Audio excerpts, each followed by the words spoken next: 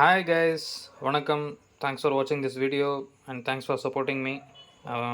இப்போ வந்து பார்த்தீங்கன்னா பேச்சுலர் பர்கர் எக் பர்கர் பண்ணணும்னு சொல்லிட்டு பேசிக் வெஜ்ஜிஸ் வீட்டில் இருக்கிற மாதிரி ஆனியன், கொஞ்சம் தக்காளி அண்ட் கேப்சிகம் இருந்துச்சு. ஸோ உங்களுக்கு வந்து கோஸ் இருந்துச்சுன்னா எடுத்துக்கோங்க, கேபேஜ் அண்டு எக்கு, இது டீ கடை பன், 5 ரூபா பன், வாட் எவர், அண்டு கொஞ்சம் ஜிஞ்சர் garlic பேஸ்ட், பேசிக் மசாலா பண்ணுறது.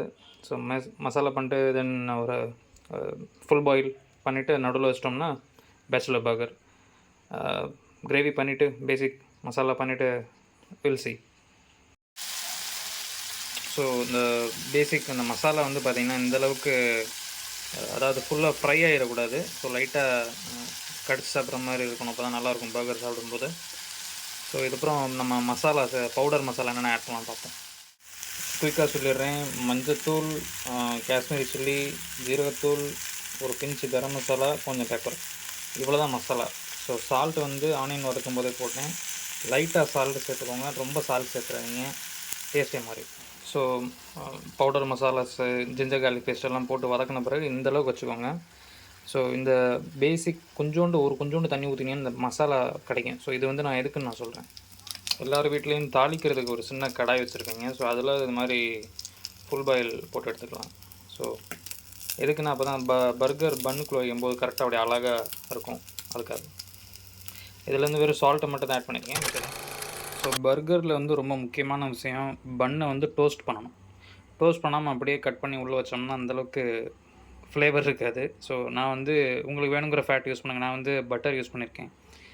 ஸோ இந்த கடாய் வந்து பார்த்திங்கன்னா இப்போ ரீசெண்டாக லைக் தோசை தவா வந்து பார்த்திங்கன்னா கேஸ்ட் அயர்ன் வாங்கியிருந்தேன், ரொம்ப நல்லா இருந்துச்சு. ஸோ கேஸ்ட் அயர்ன் வந்து பார்த்திங்கன்னா நல்லதுன்னு சொல்கிறாங்க. ஸோ அகைன் அதே மாதிரி தோசை வந்து பார்த்திங்கன்னா ரொம்ப கிறிஸ்பியாக வருது, நல்லா வருது.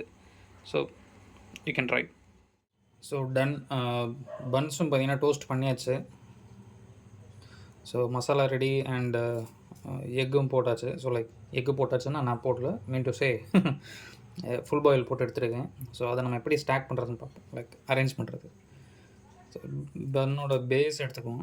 ஸோ அந்த மசாலா வந்து சொல்லியிருந்தால லைக் அந்த கிரேவி கொஞ்சமாக மசாலாவோடு எடுத்து stack it like this.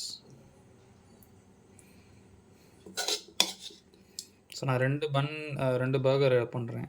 So இது நீங்கள் ஸ்நாக்ஸ், ஆஃபீஸ் விட்டு வந்த பிறகு பசிக்கும்போது, ஸோ வெனவர் இது நான் வந்து இப்போ டின்னருக்கு நான் சாப்பிட்றேன். ஸோ லைட்டாக இருக்கட்டுமே, சண்டே ஈவ், மதியம் நல்லா ஹெவியாக சாப்பிட்டாச்சு, பிரியாணி அதுன்னு சொல்லிட்டு அதனால். ஸோ அகெயின் கீழே மசாலா, மேலே எக் வைக்கிறோம். So top close, that's it. இதுதான், ரொம்ப சிம்பிள். நீங்களும் ட்ரை பண்ணுங்கள். ட்ரை பண்ணிட்டு எப்படி இருக்குன்னு கமெண்ட் பண்ணுங்கள். தேங்க்ஸ் ஃபார் வாட்சிங் த வீடியோ. இதே மாதிரி சப்போர்ட் பண்ணுங்கள். சப்ஸ்கிரைப் பண்ண மறந்துடாதீங்க. ஃப்ரெண்ட்ஸ் ஃபேமிலியோடு ஷேர் பண்ணுங்கள். Thank you so much.